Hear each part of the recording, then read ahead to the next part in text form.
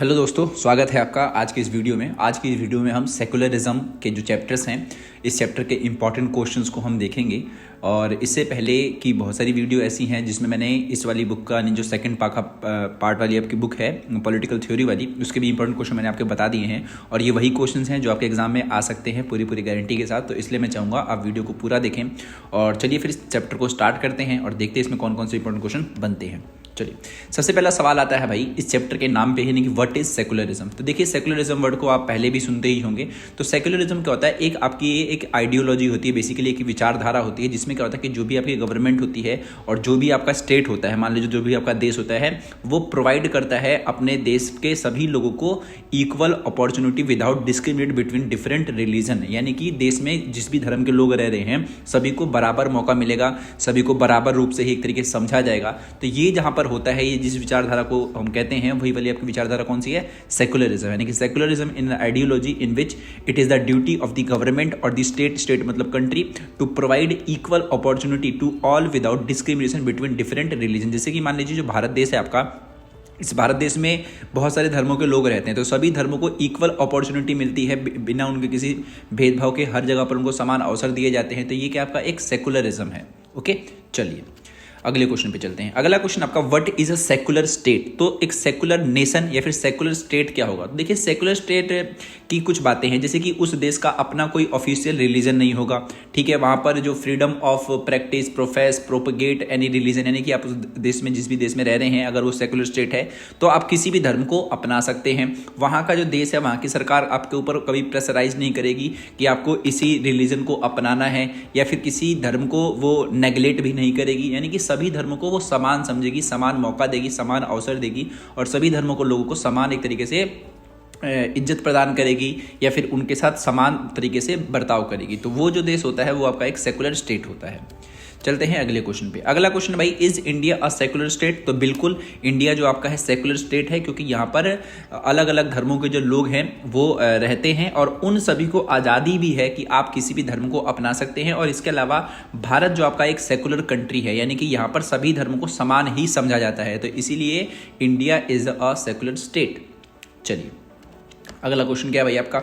अगला क्वेश्चन है आपका, what does Ataturk mean. Sorry, Ataturk जो लिखा है वर्ड, ये उसकी मीनिंग है। तो बेसिकली ये जो कहानी है टर्की से स्टार्ट होती है। वहाँ के एक व्यक्ति थे जिसकी फोटो आपको मैं दिखा चुका हूँ। इन्हीं को कहा जाता है फादर ऑफ तुर्क कहा जाता है। इन्होंने ही जो आप टर्की देश देखते हैं उसको सेकुलर नेशन बनाया था, और उस बाद इन्होंने अपना नाम भी बदल दिया था।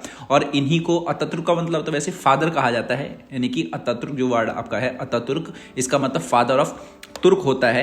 और इन्होंने अपना नाम बदल लिया था और एक तरीके से अपने देश को, जो टर्की देश आप सुनते हैं, उसको सेकुलर नेशन बना दिया था। ठीक है, चलते हैं अगले क्वेश्चन पे। What was the new name of Mustafa Kemal Pasha. तो ये जो मैंने आपको पिछली फोटो दिखाई थी ना, इन्हीं का है ये नाम, जो ये दिख रहे हैं आपको, ये मुस्तफ़ा कमाल पाशा ही हैं। और अभी मैंने आपको बताया भी था कि इन्होंने ही अपना नाम चेंज कर लिया था। तो Mustafa Kemal Pasha change his name to Kemal Ataturk. ठीक है, कमल कह लो एक तरीके से, फिर कमाल, बेसिकली कमाल ही कहा जाएगा। और अतातुर्क का मतलब क्या होता है? फादर ऑफ तुर्क। चलिए अगला क्वेश्चन आपका, when was the term secular. Secular का मतलब होता है पंथ निरपेक्ष, added to the Indian constitution. तो जो शब्द आप देखते हैं कि जो हमारा भारतीय संविधान है, उस भारतीय संविधान में बदलाव किए गए थे। और उसी बदलाव में एक बदलाव था भाई कि हमारा जो भारतीय संविधान है, एक तरीके से फिर जो भारत देश है वो सेकुलर होगा। तो इस टर्म को कब जोड़ा गया था ये पूछा गया। तो ये जो जोड़ा गया था आपका 1976 में 42nd कॉन्स्टिट्यूशनल अमेंडमेंट के जरिए इसको जोड़ा गया था, जब इंदिरा गांधी की सरकार थी और भारत में इस समय आपातकाल लागू हो रखा था। उसी वक्त मतलब और भी वर्ड जोड़े गए थे, जैसे कि सोशलिस्ट, सेकुलर, इंटीग्रिटी। ये जो आप यहाँ पर फोटो देख रहे होंगे, मिनी कॉन्स्टिट्यूशन ऑफ इंडिया। तो 42nd अमेंडमेंट को मिनी कॉन्स्टिट्यूशन ऑफ इंडिया भी कहा जाता है, क्योंकि इसमें बहुत सारी बातें ऐड करी गई थी। बट अभी फिलहाल हम बात कर रहे हैं सेकुलर वर्ड कब जोड़ा गया। तो भाई इसका आंसर होगा आपका 42nd कॉन्स्टिट्यूशनल अमेंडमेंट इन 1976। चलते हैं अगले क्वेश्चन पे। अगला क्वेश्चन है भाई, under which article is religious freedom given in the Indian constitution. तो ये पूछ रहा है कि आपको किस अनुच्छेद के जरिए भारत के लोगों को रिलीजियस फ्रीडम मिली हुई है भारतीय संविधान में। तो इसका आंसर जो आपका है कि जो फ्रीडम है, मतलब भारत के लोगों को जो मिला हुआ है कि आप किसी भी धर्म को अपना सकते हैं, किसी भी धर्म के भगवान की पूजा वगैरह कर सकते हैं, आपके ऊपर कोई भी दबाव नहीं होगा। तो ये अनुच्छेद 25 से लेकर के 28 तक जो भी आपका है इसके अंदर अनुच्छेद, उसके लिए नियम बनाया गया है, जो कि मतलब भारत के लोगों को रिलीजियस फ्रीडम देता है। और इसी से समझ आता है कि भारत जो आपका है वो क्या है, एक सेकुलर नेशन है।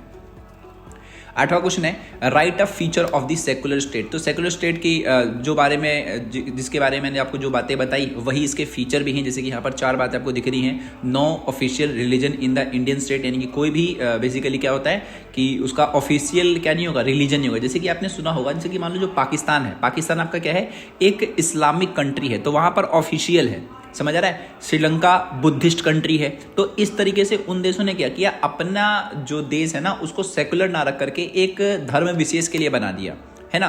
क्वेश्चन क्या है, सेकुलर किसे कहेंगे? तो सेकुलर स्टेट वो होता है जिसका कोई रिलीजन नहीं होता है और ना ही वो किसी एक धर्म को बचाने की कोशिश करता है। उसका साफ साफ मतलब ये होता है कि देखिए सभी के सभी धर्म हमारे सामने बराबर हैं और हम सभी धर्मों को बराबर एक तरीके से सम्मान देंगे, बराबर एक तरीके से उनको सम्मान की नजर से बराबर अपॉर्चुनिटी मिलना, सभी लोगों को समान समझना, वही होता है सेकुलर स्टेट का मतलब।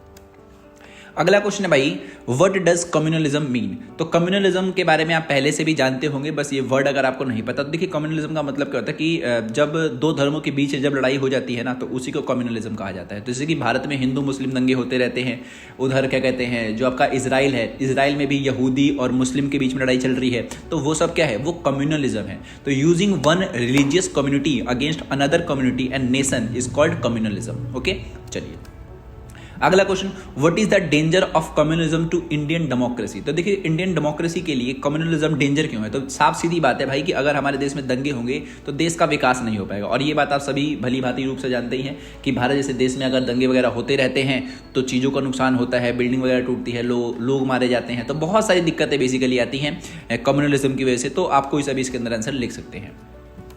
11th क्वेश्चन आपका, what type of state is India? तो नॉर्मल सी बात है, इंडिया जो आपका है वो एक सेकुलर स्टेट है जहां पर सभी धर्मों को बराबर ट्रीट करा जाता है और equally without favouring any particular one. और भारत में सभी धर्मों को बराबर माना जाता है और किसी को ऐसा नहीं कि सबसे ज़्यादा फेवर करा जाता हो किसी एक धर्म को, तो ऐसा भी नहीं है। और इसीलिए भारत आपका क्या है, एक सेकुलर स्टेट है। 12th क्वेश्चन आपका, the speciality of a secular state is? तो स्पेशलिटी बतानी हमें एक सेकुलर स्टेट की, तो स्टेट का अपना कोई रिलीजन नहीं होता, सही बात है। रिलीजियस फ्रीडम होता है उस देशों में, बिल्कुल सही बात है। और इक्वेलिटी होती है सभी धर्मों को लेकर के, तो ये भी सही है। तो ए बी सी तीनों है और डी है आपका ऑल ऑफ दी अबव और इस पर लगा है टिक, यानी कि ये जो जगह हमारा सही, यानी कि जो एक सेकुलर स्टेट होता है उसमें ये तीनों ही खासियत होती हैं। ओके, चलिए अगला क्वेश्चन आपका, in independent India equal protection by the state to all religion? तो यहां पर क्या लिखा है कि सभी धर्मों को बराबर ही एक तरीके से सुरक्षा मिलेगी। ये जो स्टेटमेंट है किसका है? तो ये जो स्टेटमेंट है आपका पंडित जवाहरलाल नेहरू जो थे भारत के प्रथम प्रधानमंत्री, उन्होंने ये अपने भाषण के दौरान कहा था कि हमारे भारत में सभी जो धर्मों के लोग हैं सभी को बराबर सम्मान वगैरह मिलेगा, सभी को बराबर प्रोटेक्शन वगैरह मिलेगी। तो यही इसका आंसर हो जाएगा। अगला क्वेश्चन है आपका question 14, which of the following is a reason for criticism of Indian secularism? तो आपको बताना है कि ऐसा कौन सा रीजन है, कौन सा कारण है जिसकी वजह से भारतीय सेकुलरिज्म को एक तरीके से क्रिटिसाइज करा जाता है, फिर आलोचना करी जाती है। तो इसका आंसर ये है कि भारत में क्या है कि जो लोग माइनॉरिटीज़ में हैं, जो भी हैं, जैसे कि मान लीजिए मुस्लिम्स हैं, जैन हैं और पारसी हैं, ईसाई हैं, इनको इंडियन कॉन्स्टिट्यूशन थोड़ा सा रिजर्व तरीके से एक तरीके से उनको पेश आता है या फिर उनको रिजर्वेशन देता है। और यही एक रीज़न है जिसकी वजह से भारतीय सेकुलरिज्म को क्रिटिसाइज किया जाता है। तो यहाँ पर जो ऑप्शन नंबर आप सी देख रहे हैं, advocate for the rights of minorities, तो यहाँ पर हम क्या कर रहे हैं कि जो माइनॉरिटीज़ हैं उनको थोड़ा सा अलग एक तरीके से उनकी हम वकालत कर रहे हैं, उनको प्रोटेक्ट कर रहे हैं। समझ आ रहा है कहने का मतलब? तो माइनॉरिटीज़ को आप अलग तरीके से देख रहे हो और मेजोरिटी को नहीं देख रहे हो, तो इसकी वजह से क्या थोड़ा सा भेदभाव दिख रहा है। हालांकि ये भेदभाव नहीं है, उन लोगों को सुरक्षा देने के लिए ही करा जाता है, बट यही इसका आंसर है कि आखिर क्यों करा जाता है भारत के सेकुलरिज्म को क्रिटिसाइज। तो इसका आंसर आप बताएंगे सी, यानी कि advocate for the rights of the minorities. 15th question है आपका कि विच of the following is an obstacle in the path of secularism? तो भाई सेकुलरिज्म के राह में कौन सी चीज़ है जो रोड़ा है? रोड़ा कहने का मतलब है भाई मतलब कि आपको ये समझना है कि उसके बीच में रुकावट है बेसिकली। तो नॉर्मल सी बात है भाई, अगर हिंदू मुस्लिम दंगे होते हैं, लोगों को धर्मों को लेकर के अगर विवाद अगर बढ़ता रहता है, ठीक है, आपस में लोग लड़ाई करते रहते हैं, तो इसको लेकर के आप कह सकते हो कि ये सब जो चीज़ें हैं वो ऑब्स्टेकल हैं बेसिकली। तो यहाँ पर जो 3 ऑप्शन हैं ए, बी और सी, एनार्किस्ट एलिमेंट, ठीक है, जिसमें विद्रोह वगैरह होता है। दूसरा कम्युनलिज्म, और तीसरा क्या है, रिलीजियस हेट्रेड, जो लोग आपस में एक दूसरे के धर्म को लेकर के क्या करते हैं, हेट्रेड फैलाते हैं। तो ये तीनों चीज़ें ऐसी हैं जो सेकुलरिज्म को बढ़ने नहीं देती हैं, ठीक है। तो इसका ऑप्शन होगा all of the above. 16th question है, correct and rewrite the underline portion in the following statement. तो भाई अब ये स्टेटमेंट देखिए क्या लिखा है, इसको हमें ठीक करके लिखना है। स्टेटमेंट है, right to religious freedom belongs to part 4 of the Indian constitution. तो भाई इसमें जो बात लिखी है, right to religious freedom belongs to part 4, तो पार्ट 4 जो है वो नहीं है, यहाँ पर पार्ट 3 होगा कि जो भारतीय संविधान है उसके भाग 3 में यानी कि पार्ट 3 में राइट टू रिलीजियस फ्रीडम के बारे में बताया गया है। तो इसमें बस हमें पार्ट 4 को पार्ट 3 कर देना है, यानी कि right to religious freedom belongs to part 3 of the Indian constitution. 17th question देखते हैं। देखिए 17th क्वेश्चन आपको बताना है फिल इन दी ब्लैंक्स। तो पहला क्वेश्चन आपका, a secular state is called that which is not based on religion. सही बात है कि जो सेक्युलर स्टेट आपका होता है वो किस पर बेस्ड नहीं होता, रिलीजन पर बेस्ड नहीं होता। अगर वो रिलीजन पर बेस्ड हो गया तो वो सेक्युलर कहाँ रहा, ठीक है। दूसरा सवाल है, all people in secular state receive dash of religion. तो जितने भी लोग होते हैं सेकुलर स्टेट में, सेकुलर देश में जो भी देश लोग रह रहे होते हैं, उनको क्या चीज़ प्राप्त होता है धर्म के भीतर, तो उनको प्राप्त होता है भाई फ्रीडम, यानी कि उनको धर्म की स्वतंत्रता होती है, किसी भी धर्म को वो अपना सकते हैं। तीसरा क्वेश्चन है, according to article dash of the Indian constitution all citizens are free to follow any religion. तो यहाँ पर आर्टिकल बताना है, तो आर्टिकल नंबर 25 जो आपका है वो अलाउ करता है सिटीजन्स को किसी भी धर्म को अपनाने के लिए।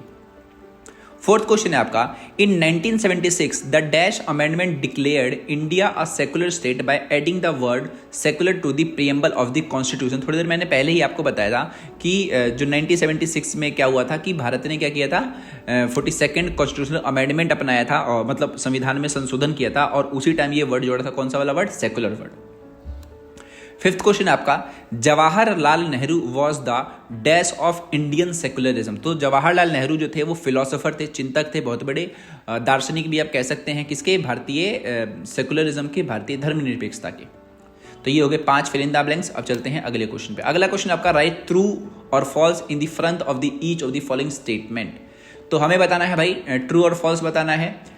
और पहला क्वेश्चन है आपका कि India is a theocratic state. तो थियोक्रेटिक स्टेट नहीं है, थियोक्रेटिक स्टेट का मतलब होता है जब एक देश का अपना एक घोषित धर्म हो, और भारत का कोई घोषित धर्म नहीं है, ठीक है। हालांकि बात चल रही है अभी कि भाई भारत को हिंदू धर्म हिंदू राष्ट्र बना देंगे, बट ऐसा कुछ नहीं होगा भारत के साथ, ठीक है।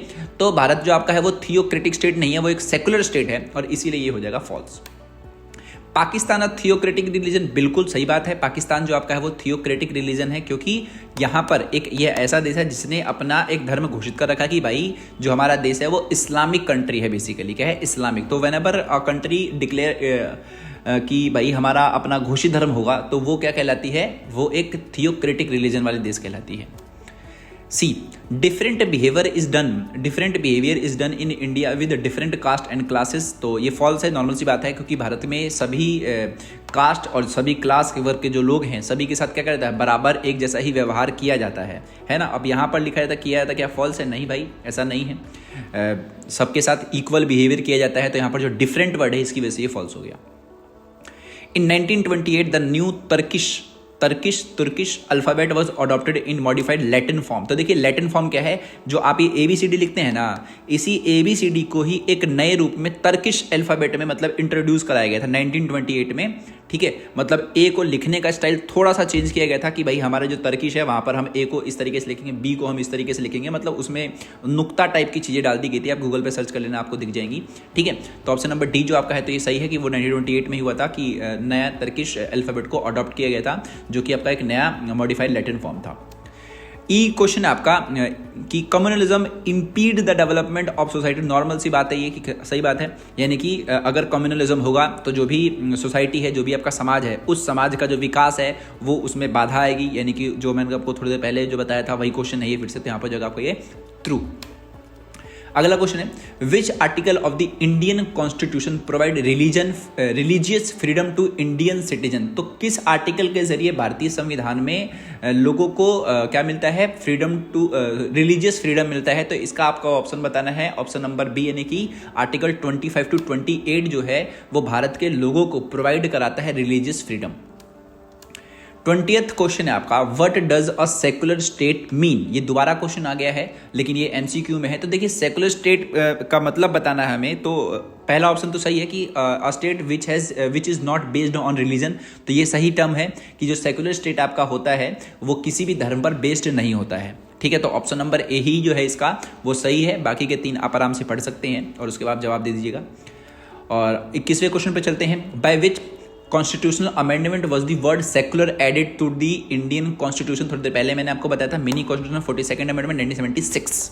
तो भाई इसका आंसर हो जाएगा option number C 42nd amendment. Okay, तो आशा करता हूँ आपको वीडियो अच्छी लगी होगी। अगर अच्छी लगी है तो भाई कमेंट कर देना, ठीक है, ताकि मुझे पता चले कि आपको ये वीडियो अच्छी लगी।